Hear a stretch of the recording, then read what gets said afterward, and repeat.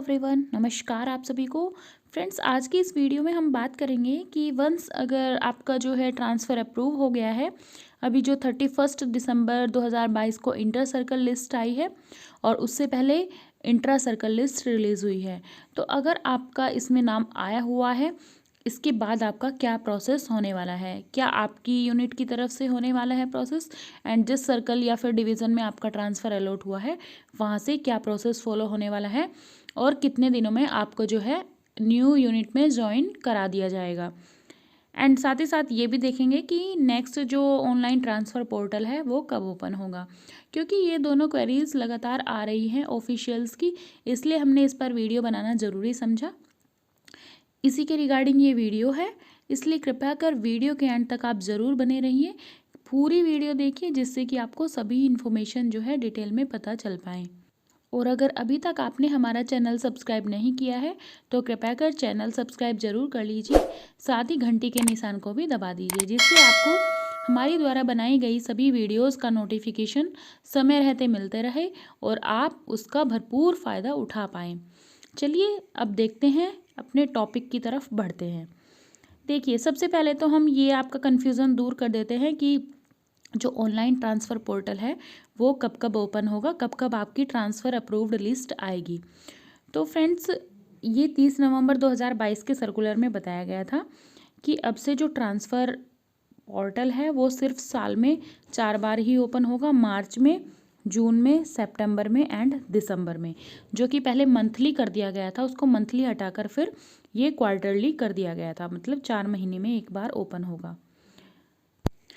अब कुछ हम वो देखेंगे इंस्ट्रक्शंस जो कि डिपार्टमेंट ऑफ पोस्ट के मिनिस्ट्री ऑफ कम्युनिकेशन की तरफ से दिए गए थे रिलीविंग ऑफ ऑफिशियल्स के रिगार्डिंग।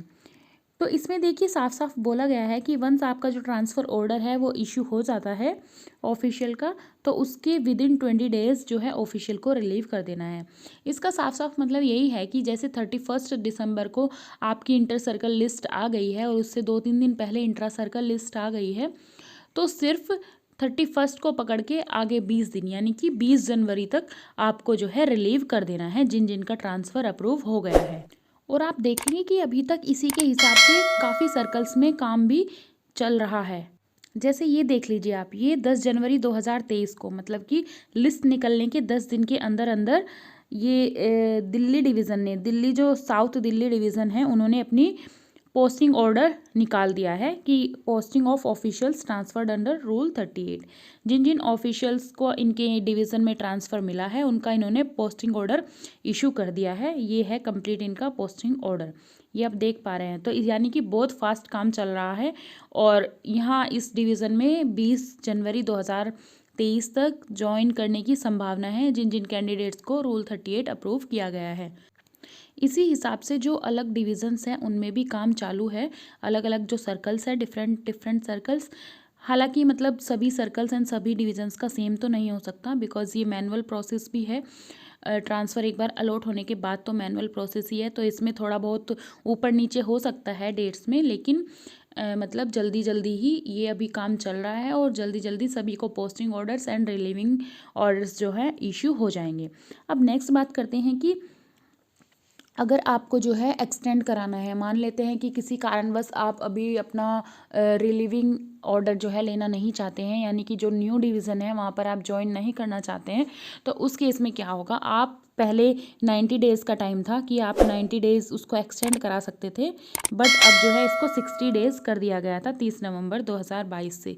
यानी कि अगर आपको अपना ट्रांसफ़र एक्सटेंड कराना है तो आप सिर्फ 60 डेज़ तक ही, 60 दिनों तक ही एक्सटेंड उसको करा सकते हैं।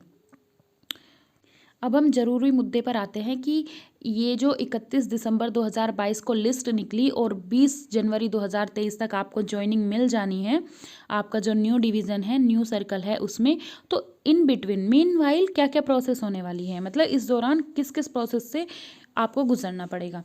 तो देखिए, सबसे पहले तो जहाँ पर आपका ट्रांसफ़र अलॉट हुआ है वहाँ से आपको पोस्टिंग ऑर्डर इशू किया जाएगा, जैसे कि इस डिवीज़न ने कर दिया है, न्यू दिल्ली साउथ डिवीज़न ने, ऐसे ही हर कोई डिवीज़न अपना करेगा। जैसे न्यू दिल्ली साउथ डिवीज़न ने किया है प्रेजेंट वर्किंग, मान लेते हैं ये संदीप मलिक जी हैं, पीए काडर में, पोस्टल असिस्टेंट काडर में, डायरेक्ट रिक्रूटमेंट, ये 2020 में लगे हुए हैं और वर्किंग यूनिट इनकी अभी मुंबई सिटी वेस्ट डिवीज़न है, महाराष्ट्र सर्कल में।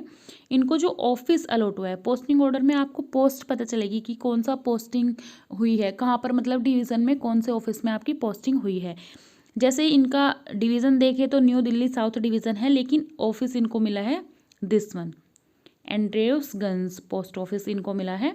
और यहाँ पर रिमार्क दिया होगा कि किसके अगेंस्ट आपको लिया गया है, या तो वैकेंट पोस्ट के अगेंस्ट लिया गया है या फिर किसी को ट्रांसफ़र मिला है। तो इनको ट्रांसफ़र के अगेंस्ट लिया गया है, मतलब Shri Kushvir transfer to Mathura division. यहाँ से कोई एक बंदे हैं कुशवीर सिंह, उनका ट्रांसफ़र हो गया है मथुरा डिवीज़न में, इसलिए इनकी जगह इनको लिया गया है।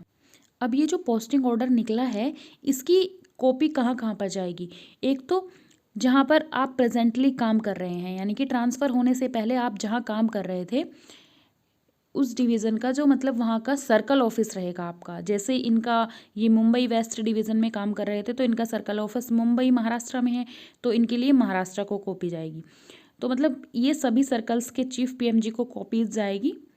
जिस इसमें उन सभी सर्कल्स के चीफ पीएमजी का एड्रेस दे रखा है, ये जहाँ जहाँ पर यहाँ पर बंदे आए हैं, जहाँ जहाँ से साउथ दिल्ली डिवीज़न में जहाँ जहाँ से बंदे आ रहे हैं, वहाँ वहाँ के ये चीफ पीएमजी को लेटर भेज रहे हैं, ठीक है। और साथ ही साथ आपके डिवीज़न यहाँ पर 18 नंबर पर लिखा है द ऑफिशियल कंसर्न्ड डिवीज़न, मतलब कि जिस डिवीज़न का वो ऑफिशियल है वहाँ को लेटर जाएगा, एंड उस ऑफिशियल को भी लेटर भेजा जाएगा डिवीज़न ऑफिस के through, official through division office. जैसे ही आपके डिवीज़न ऑफिस को लेटर चला जाएगा तो एक कॉपी आपका डिवीज़न ऑफिस आपको भी भेजेगा उसकी, एंड साथ ही साथ डिवीज़न ऑफिस को आपका रिलीविंग ऑर्डर तैयार करना होगा नेक्स्ट 10 दिनों में, मतलब कि 20 जनवरी 2023 से पहले पहले आपका रिलीविंग ऑर्डर रेडी होना चाहिए। कि कुछ कुछ सर्कल्स एंड डिवीजन्स में थोड़ा लेट भी हो सकता है, क्योंकि ये मैनुअल प्रोसेस है, एंड मतलब कि ऑफिशियली तो जो मैं बता रही हूँ वही है रूल्स एंड रेगुलेशंस के अकॉर्डिंग, बट डिपेंड करता है कि किस सर्कल एंड डिवीज़न में वो कैसे इम्प्लीमेंट कर रहे हैं रूल्स को, उस पर डिपेंड करता है टोटली। तो फिर क्या होगा, जैसे वो रिलीविंग लेटर आपका निकालेंगे तो उस समय बहुत सारी चीज़ें वो चेक करेंगे। सबसे पहले ये देखेंगे कि आपकी जो डॉक्यूमेंट्स वेरिफिकेशन है, जो कि आपके ज्वाइनिंग के टाइम सबमिट किए गए थे, क्या वो वेरीफाई हो गए हैं, यूनिवर्सिटी से वेरीफाई होकर आ गए हैं।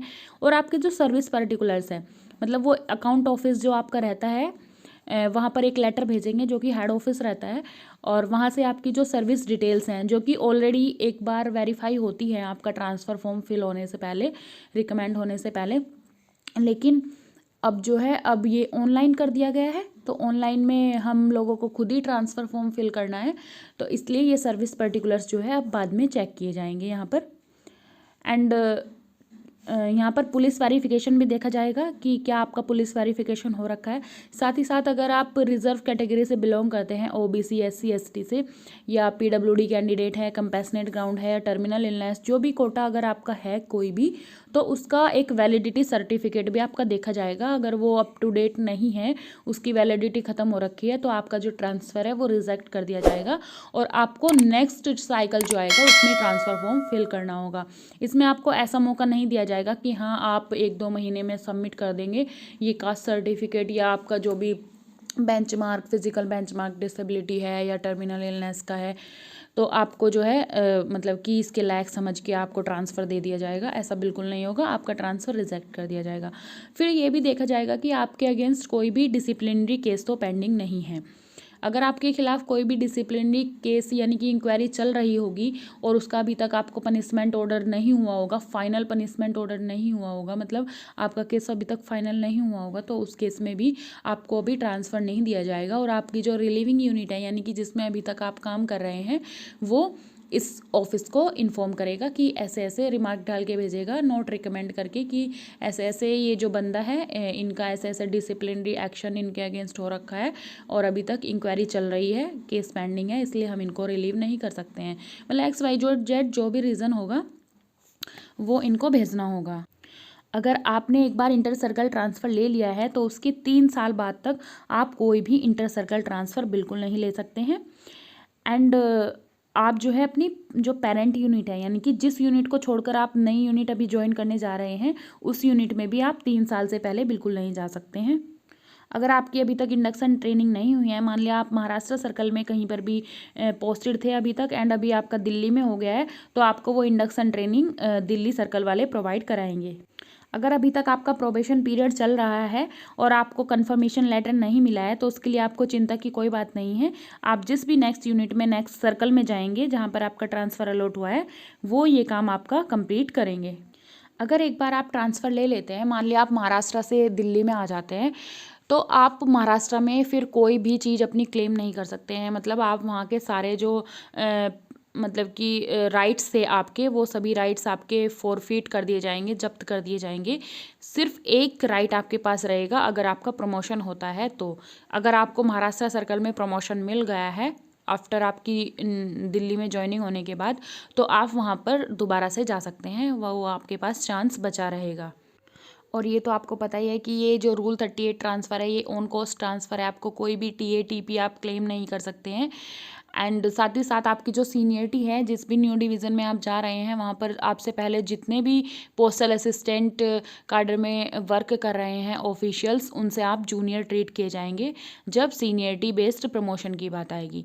लेकिन अगर आपको एग्ज़ाम देकर लिमिटेड डिपार्टमेंटल कॉम्पिटिटिव एग्ज़ाम जो रहता है, जैसे पोस्टल असिस्टेंट से आप IB बनते हैं 8 साल के बाद, एंड 9 साल के बाद आप AAO भी बन सकते हैं by giving an exam.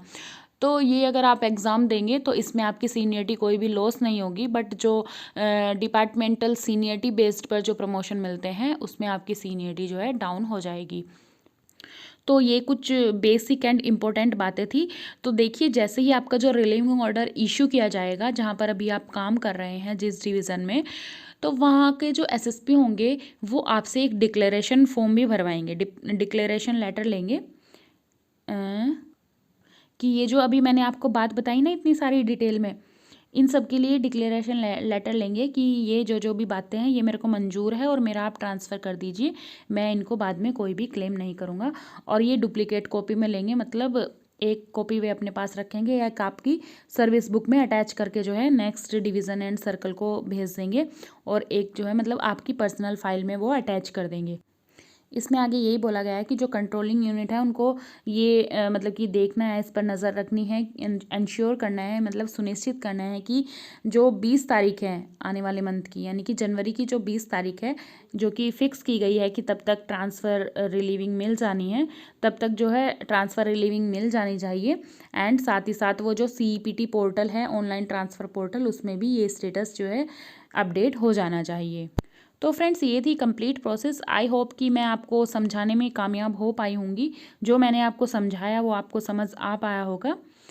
And अगर समझ आया है तो कृपया कर वीडियो को लाइक, शेयर, सब्सक्राइब ज़रूर कीजिए एंड शेयर तो ज़रूर कीजिए, ज़्यादा से ज़्यादा लोगों तक जो ये इन्फॉर्मेशन ज़रूरी है वो पहुंच पाए और उनका फ़ायदा हो पाए। चलिए फ्रेंड्स, मिलते हैं नेक्स्ट वीडियो में। और अगर आपकी कोई भी क्वेरी है, देखिए ये मैंने अपनी जो यूट्यूब चैनल है उस पर वीडियोज़ रिव्यूज़ से कमेंट्स पढ़े हैं, तभी मैंने ये वीडियो बनाई है। इसलिए अगर आपका भी कोई कमेंट है ऐसा जो मेरे को जेन्यून लगेगा, तो मैं उस पर वीडियो ज़रूर बनाऊंगी। आप कमेंट बॉक्स में कमेंट करके ज़रूर बता सकते हैं। मेरे को जो कमेंट्स जेन्यून लगते हैं मैं उन पर वीडियो ज़रूर बनाती हूँ। Thank you so much friends, मिलते हैं नेक्स्ट वीडियो में एक न्यू अपडेट के साथ। तब तक के लिए take care, stay blessed, stay happy, bye bye.